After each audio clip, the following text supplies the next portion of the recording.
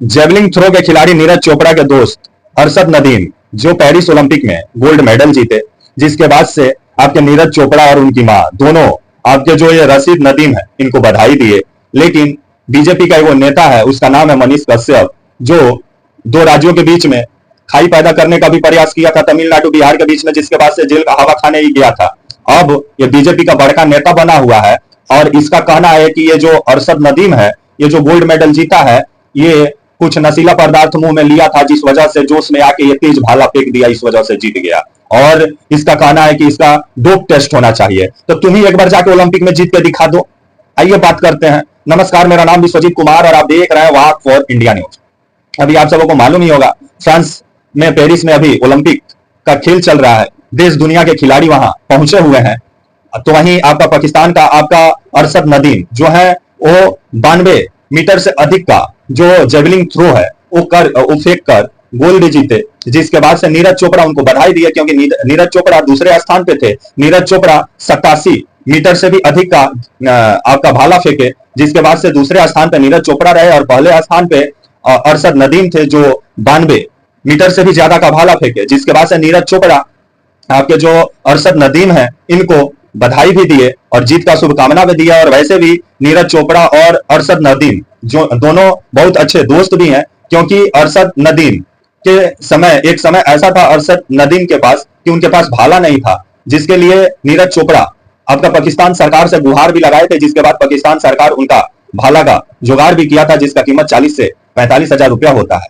और जिस तरह से आपके अरशद नदीम जो कि काफी गरीब फैमिली से आते हैं और काफी मेहनत करके ओलंपिक तक पहुंचे और जेवलिन थ्रो में गोल्ड मेडल जीते, और इससे पहले भी कितना बार नीरज चोपड़ा और आपके अरशद नदीम एक साथ फोटो भी खिंचा चुके हैं। और भारत के तिरंगा जो था वो नीरज चोपड़ा अरशद नदीम के साथ भी साझा किए थे और उनको भी तिरंगा के नीचे लेके आए थे और ऐसा दिखाए थे कि खिलाड़ी एक ही होता है, खिलाड़ियों में कोई भेदभाव नहीं होता है।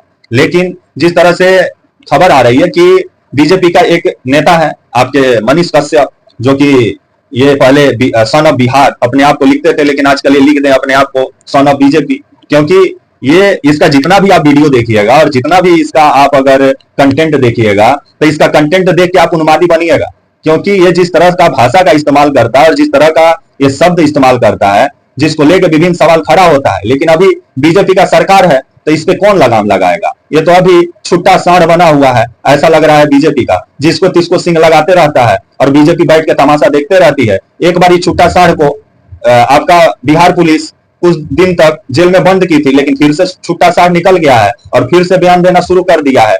अब खेल को लेकर ये बयान देना शुरू कर दिया है और इसका कहना है कि ये जो अरशद नदीम है जो गोल्ड मेडल जीते हैं, इनको ड्रोप टेस्ट कराना चाहिए, ड्रोप टेस्ट होना चाहिए, क्योंकि ये मुंह में कुछ नशीला पदार्थ लेकर जोश में आकर भाला फेंके, इसलिए 92 मीटर से ज्यादा भाला फेंक दिया। तो सुनो ना भौकाली कश्यप, मनीष कश्यप, तुम ही एक बार ओलंपिक में चल जाओ और थोड़ा भाला फेंक के दिखा दो।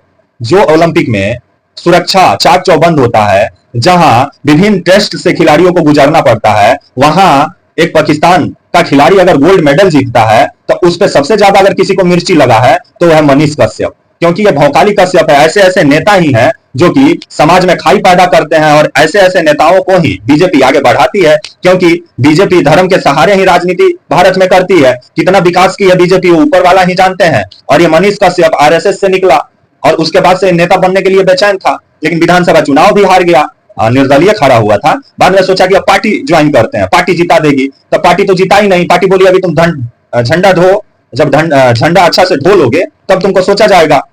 तो अभी वो बीजेपी का झंडा ढोने में लगा हुआ है, बाल तो पूरा पक गया है। अब आने वाला समय में अब कौन अगुआ भी आएगा कि नहीं वो भगवान जानते हैं, क्योंकि बीजेपी अब ये विधानसभा में उम्मीद लगा के बैठे हैं कि टिकट देगी, तो ये समय ही बताएगा कि बीजेपी इनको कितना टिकट देती है। 2024 में तो दे दी कि बोली कि अभी झंडा धो, अभी टिकट उकट मत मांगो। तो आने वाले समय में जिस तरह से ये अपने आप को नेता बनने में लगा हुआ है मनीष कश्यप, और ये बेचैन है पार्लियामेंट और बिहार विधानसभा जाने के लिए, ऐसा लग रहा है कि मतलब ये पहुंच जाएगा तो मतलब सब समस्या खत्म हो जाएगा। लेकिन समस्या नहीं खत्म होगा, समस्या और ये उत्पन्न करने वाला व्यक्ति है, क्योंकि जिस तरह से मुसलमानों को लेकर इसका बयान सामने आता है, कभी दाढ़ी नोचने का बात करता है, कभी गाली गलौज करता है, इससे तो साफ जाहिर होता है कि ऐसे ऐसे जो बीजेपी के नेता हैं वो समाज में खाई पैदा कर रहे हैं, लेकिन बीजेपी है कि इनको बढ़ावा देने में लगी हुई है। और इजाजत दीजिए और आप हमारे channel walk for India news को प्लीज लाइक और सब्सक्राइब और शेयर करना ना भूलें। तब तक के लिए नमस्कार, जय हिंद, वंदे मातरम।